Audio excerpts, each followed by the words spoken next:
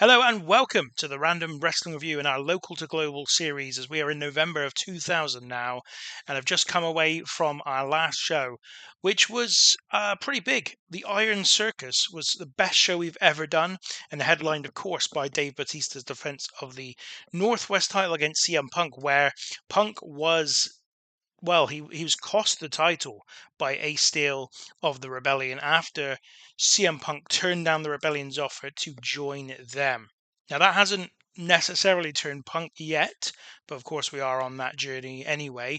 And the main event of our next show is going to be CM Punk and Dave Batista versus Ace Steel and Barry Buchanan. It is Battle for Respect.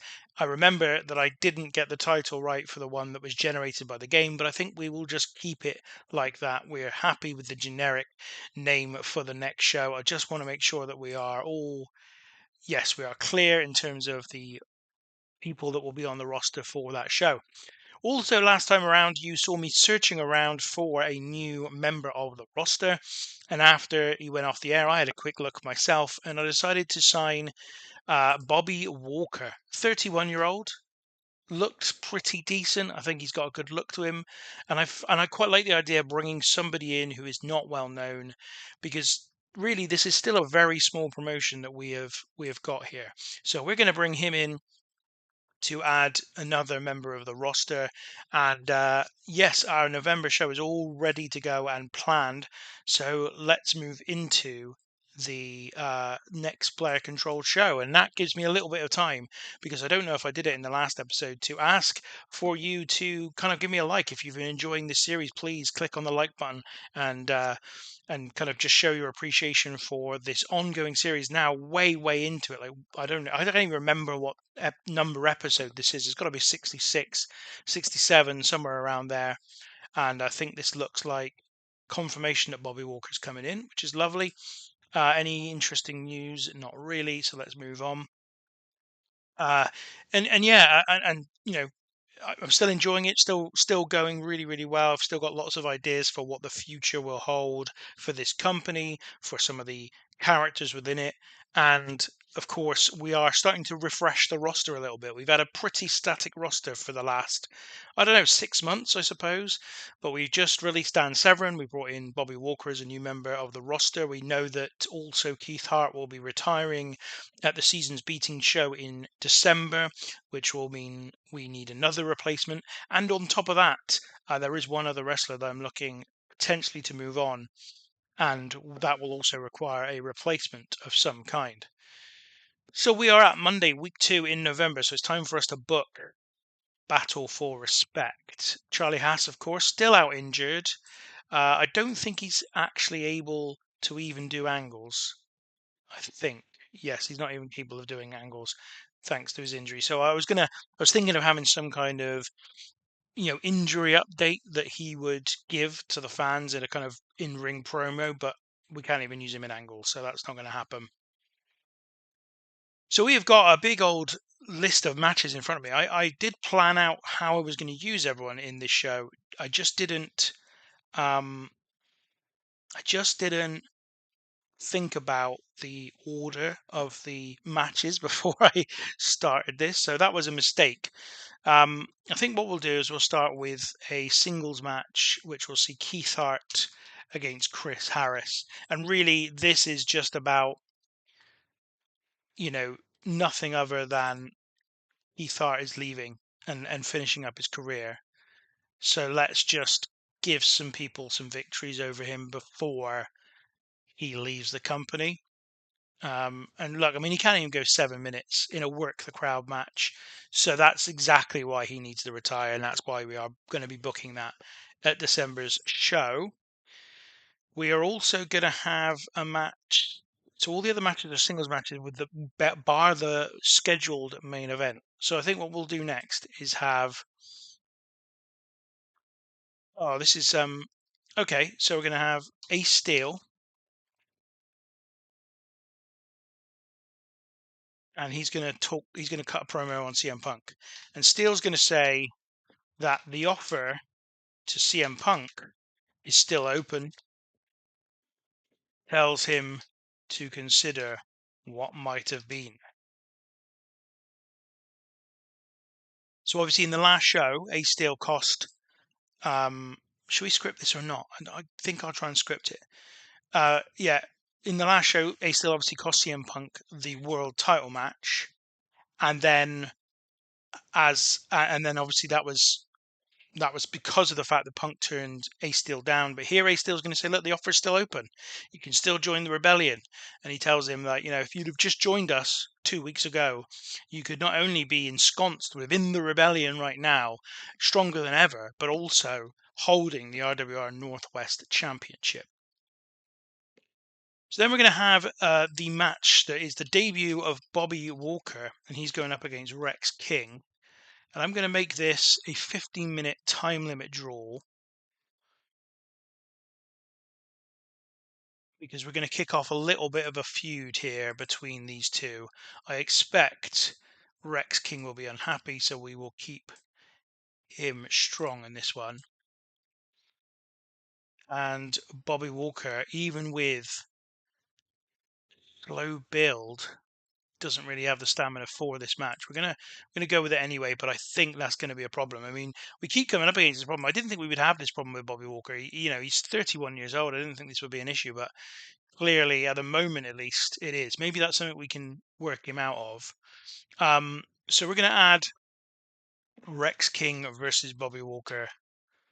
Add a little story here.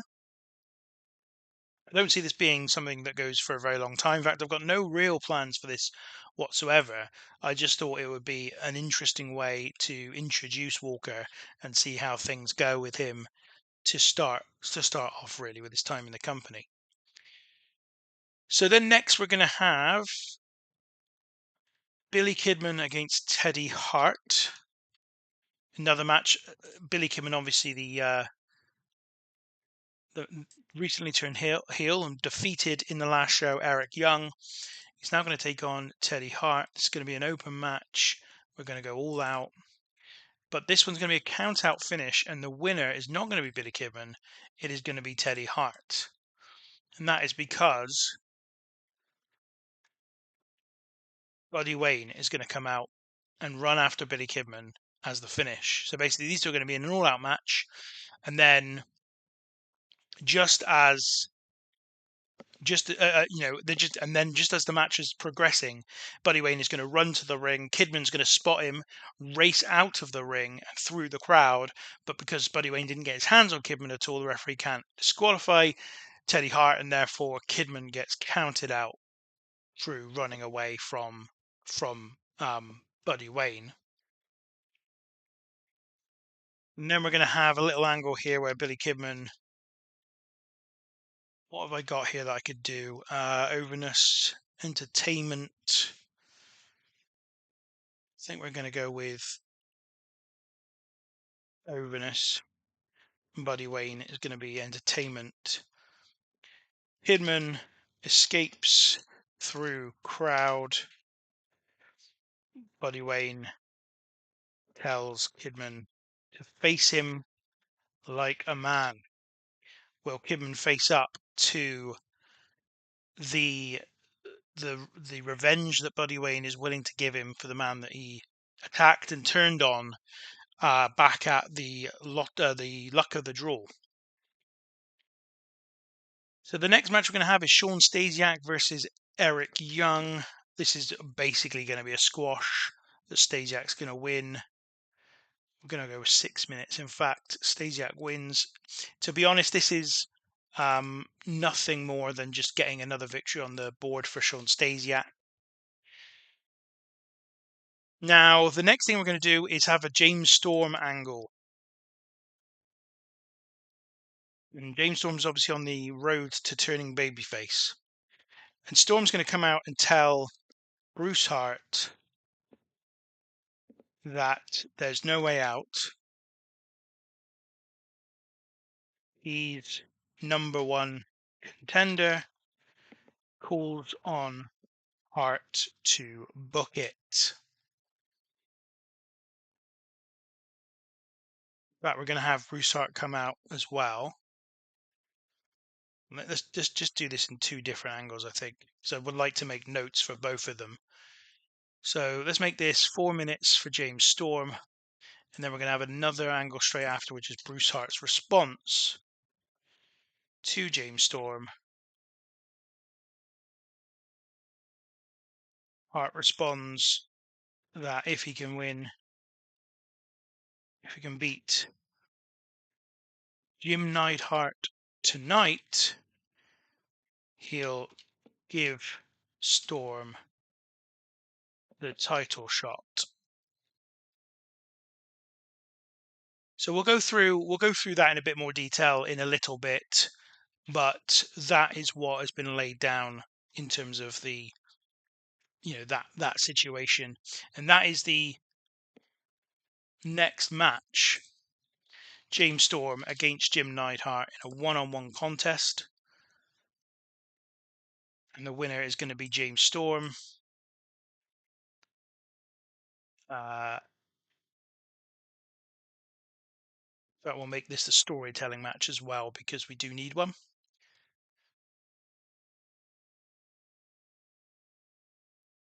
Jim Neidhart is furious, so we will keep him strong and we will protect him. Let's see if this will work to get him to accept that loss. It does. I think we'll add Jim Neidhart to this story, because why not? And that just keeps that, that makes that another part of that story, that another chapter in that story. Then we're going to do another angle. So lots of angles on this one. It's going to be Dave Batista asking CM Punk,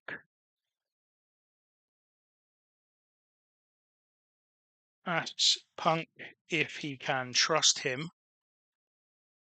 Punk doesn't answer. So this is ahead of the main event.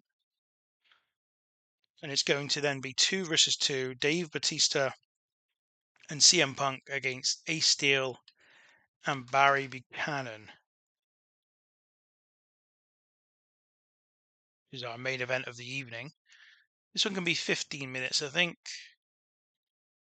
I don't think we need to make it. We can just keep it a regular match. Now, what was I going to do here? Trying to figure out. I was thinking of having. Yeah, I don't know exactly what I was going to do in this one. I just wasn't sure who I wanted to win the match. I think Batista and Punk could win it though, right?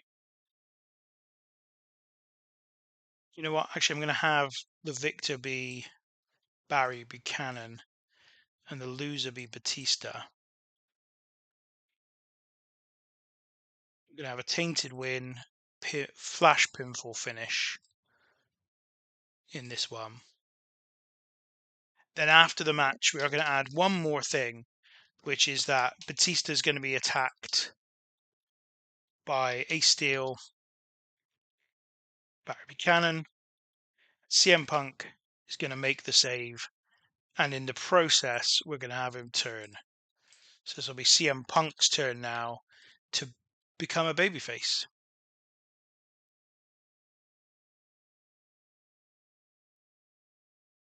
I'm wondering whether I have Batista and Punk win this match, I don't really love that they're losing.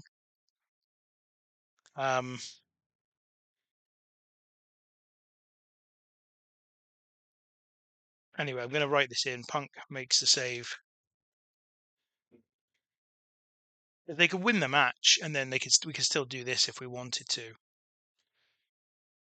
Just checking the booking analysis. So this is all about announcers, which is fine. I'm not worried about that too much. We're not going to be penalised for the ratio of matches to angles. So I'm reasonably happy with this. It's just this match. Am I happy for Punk and Batista to lose? I think I am going to go with that. I think that's what we're going to go with. I think we're going to have the heels win the main event, but Punk to then turn babyface in the final segment. So this is the show, Battle for Respect, that we're about to do. There's no reason for us not to proceed. Just check the storyline. Dave Batista's currently in with Henry and Stasiak. When was the last time we updated that in Iron Circus? Okay. Yeah, that was the thing. I remember now. I had this thing where, like, really, we'd like Henry and Stasiak to make their presence known as well here. But I think we'll leave it for now. No Mark Henry on the show this time around. Let's go for it. So, in front of 162 people, once again at the Marshall Center, we begin with Chris Harris defeating Keith Hart in 6 minutes 33 seconds, a segment rating of 41. So, this is actually really good given that Keith Hart was off his game and visibly tiring towards the end. Chris Harris, carried this match to a 43. Well, his in-ring performance was 43 and overall a 41 segment rating. So, really positive performance here from Chris Harris. And the match got the show off to a strong start, which is very positive indeed. So, segment rating next of 38 as Ace Steel comes out and says that despite what happened at the last show, the offer to CM Punk is still open. He says that the Rebellion would still welcome CM Punk into their fold should he rethink his decision from 2 weeks ago. He says that they couldn't allow the disrespect to stand when CM Punk declined their offer, but there is no personal issue between them. This is just business, and Punk should consider whether there's still value in joining the group. And he says, just imagine what would have happened if you'd have made that decision 2 weeks ago. You could now be stood with us in the strongest group that the Random Wrestling Review has ever seen and holding the RWR Northwest Championship. So segment rating here of 38 is A Steel basically offers CM Punk the same offer he gave him last time out. Then we have Bobby Walker versus God, can't speak today. Bobby Walker versus Rex King, a match that went to a 15-minute time limit. Segment rating here of 30. And we did the thing with Bobby Walker where we didn't change him to a babyface, which is just really, really silly. Yeah, and didn't change his gimmick either. So really stupid thing for me to do. I just went headlong into this, didn't think at all. Bobby Walker's clearly been positioned as a heel, so I'll have to do something about that. But these two went to a draw to start a feud between the two. Not a great match, not a terrible match. And Rex King performed well, but Bobby Walker was only an 18. So am I slightly regretting my choice to bring Bobby Walker in? A little bit, but mainly I'm regretting my decision to not have him babyface when he came in. So yeah, not loving that, but never mind. That's how it's gone. Segment rating of 30 is not terrible, despite Bobby Walker also being visibly tiring towards the end of this match. Things pick up again now in the next contest as Teddy Hart defeats Billy Kidman in 9 minutes and 6 seconds when Billy Kidman gets counted out running away from Buddy Wayne. So effectively what happens here is Billy Kidman and Teddy Hart having their match. It's a pretty all-out flying type match. And then Buddy Wayne runs into the ring. The first time we've seen him in about a month. He runs to the ring to go after Kidman. Kidman notices him out of the corner of his eye, jumps out of the ring as quickly as he can and races through the audience as the referee counts to 10 and awards the victory to Teddy Hart. Segment rating of 40, a very good performance from both men. Kidman back to a bit more of a respectful in-ring performance level than he has done in the last 2-3 months, which is also really good. Then after the match, Billy Kidman escapes through the crowd, but Buddy Wayne calls to him to face him like a man, as Buddy Wayne wants to get his hands on his former protege, Billy Kidman. A segment rating here of 34 as Buddy Wayne and Billy Kidman continue their story. Sean Stasiak versus Eric Young is up next. Segment rating of 43. Bit of a nothing match, really. This one, Stasiak just winning a bit of a enhancement talent victory against Young in 6 minutes and 1 seconds by pinfall. Stasiak an in-ring performance of 47. Eric Young at 26, and a decent little filler match here. Then, next up, out comes James Storm, and he says to Bruce Hart that despite the fact that Bruce Hart is unwilling to come to the negotiating table to discuss their problems and get this all sorted out, it is now official that James Storm is the number one contender. And actually, incidentally, I thought we'd have a quick look at the rankings as they stand to verify James Storm's claim. So after the beginning of this year, you'll remember James Storm had -4 points in the ranking system. He now has 12, which is the highest number of any wrestler underneath the champion Dave Batista. So Storm is the number one contender currently, and James Storm tells Bruce Hart that he may as well go ahead and book the match because that is the reality of the Random Wrestling Review. We had a potential heel turn for Bruce Hart hinted at. We had James Storm working the crowd well. All very, very good. Segment rating of 39. Then Bruce Hart responds to James Storm, and he tells James Storm that he doesn't care about the way the ranking system works in the Random Wrestling Review anymore. For James Storm, he's willing to make an exception because James Storm shouldn't even be wrestling in the company. And he does tell James Storm that if you can beat Jim Neidhart tonight, I'll give you a title shot in 2 weeks' time. So Bruce Hart effectively bending the rules of the ranking system, telling James Storm that he has to win one more match to get to the title match. And a segment rating here of 42 as Bruce Hart continues to head towards a proper full-on heel turn. James Storm and Jim Neidhart then face each other in an excellent, excellent match, a 54 rated match. I'm wondering how that measures up to the match Neidhart had also with Punk. Jim Neidhart did an in-ring performance of 60, James Storm of 47, but Storm wins in 12:49 by pinfall. And this was just a really, really excellent match, which I had thought about putting in the main event, but I couldn't think of a good way to justify that when we'd advertised ahead of time Punk and Batista versus A Steel and Barry Buchanan. So then before the main event, Dave Batista and Punk arrive at the ring, and Dave Batista asks CM Punk if he can trust him. He says that not only has Punk not been a particularly friendly figure towards him over the couple of years that he's been in the company, but also Punk has been offered the chance to join the rebellion again. CM Punk refuses to answer, and the mistrust between the two carries over into the match. A segment rating here of 52, so a really good rating here. And the tag team main event itself had a fantastic heat and decent wrestling for a segment rating of 44 as A Steel and Barry Buchanan win the match when Buchanan pins Dave Batista while he's using the ropes for leverage. So the heels get the victory. And in terms of in-ring performance, Punk was a 51, Batista a 45. Their opponents both at 36. And also, we also had CM Punk hinting at his babyface turn. Dave Batista, though, seemed off his game for a segment rating of 44.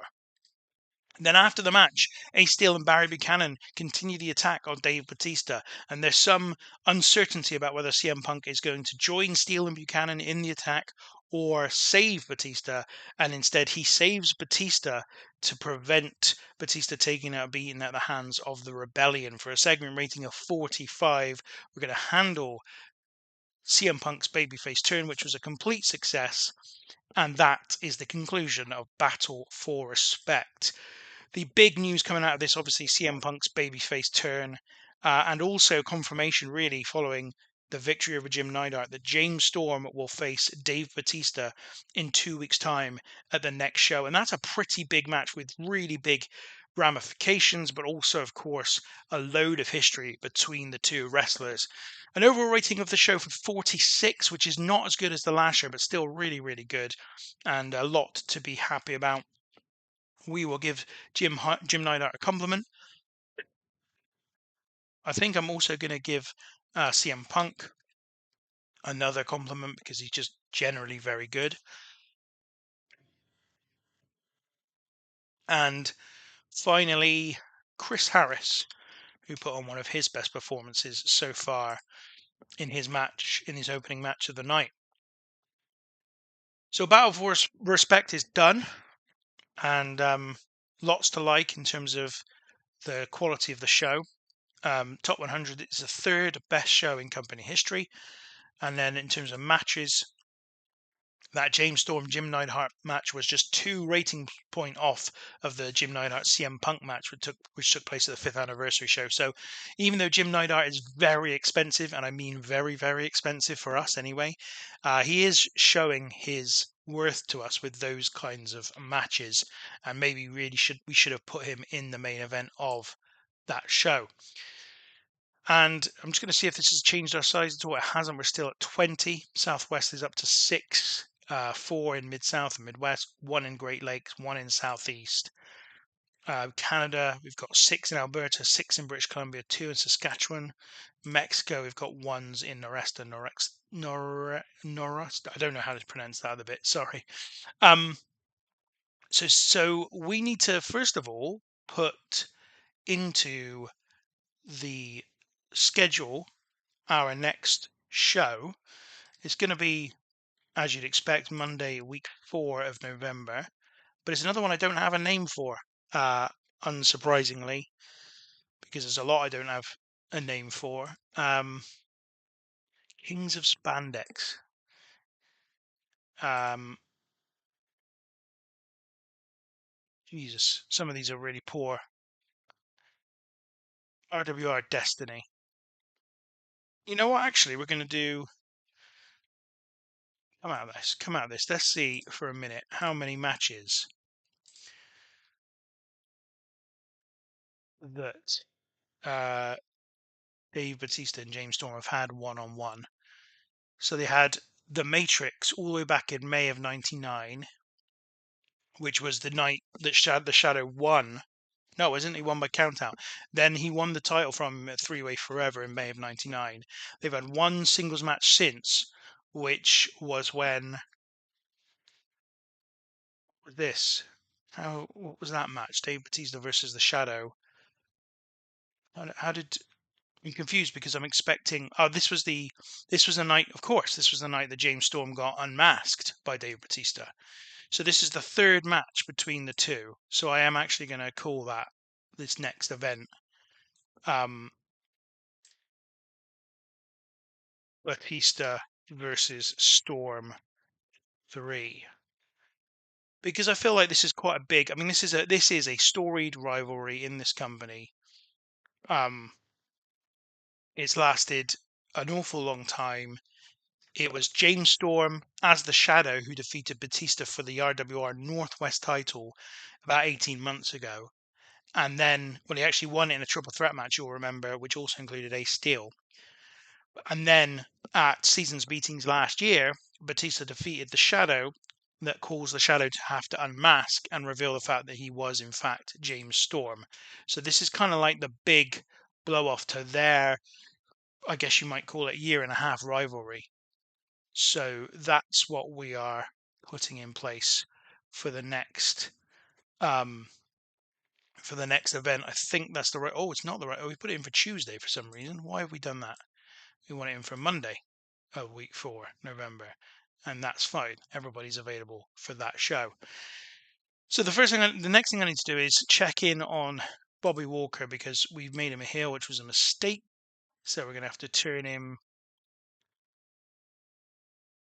babyface. We're gonna have to figure out some way to do that in the in the yeah in the in the next show. I guess we also need to change his gimmick, or at least rename it. Let's just call him Old School Face. That doesn't hurt it too much. It's also got an initial rating of poor, which is not great. So yeah, not exactly the most auspicious start for Bobby Walker, but not overly concerned. How's that done for us for money? So you can see we made 1,400 in October, but already we're down 1,500 in November. The gap will close though. But one of the big problems there is we're using Jim Neidhart and he's very, very expensive. So it's 13 days until our next event. So let's start moving towards that event. We obviously won't do it today because we are very nearly at the point where time is up. And with that in mind, I guess I should ask you to like if you've enjoyed this video and subscribe if you want to continue to follow along with this series. As I said earlier on, I do see this series continuing still for a very, very long time. I've got lots of things in mind for the future. I'm intending to mix the roster up a little bit in the next month or two in terms of game time anyway. And I'm hopeful that we can go well into the 2000s with this game and this save because it continues to really kind of inspire me. I've sort of talked about this in a couple of comments that I've made back to people who've commented on the videos, and thanks for doing that. And if you want to kind of comment on anything, please do so. It's great to hear your feedback. The kind of the stories are writing themselves, really. I'm just kind of like guiding them through the rankings process, but it's just becoming quite easy for me to just you know almost almost do something that just triggers a story, and then the story itself seems to write itself after that point. So Yeah, really, really happy with that. In the next episode, we of course be bringing you Batista versus Storm 3, along with the rest of that show. I think is a major, major match because of all the things I've talked about. So I think it's a big episode next time around. And then after that, if we've got time, which we probably won't, but after that, it's going to be Seasons Beatings, the big show at the end of the year. Lots of stuff planned for that one already. I'll be honest, I even wrote some of that down before I booked this show, just because I had it in mind for a while, some of the stuff I was going to be doing. Um, bit of information here. That's Barry Buchanan leaving SMW. That was a while ago now. Pat Patterson has been offered a contract by WWC. Oh, Pat Patterson's going. That's a big problem. That's going to be the thing we're going to be facing or faced with, I should say, immediately in the next episode. So, yeah, look forward to that. Until then, thank you very much for watching.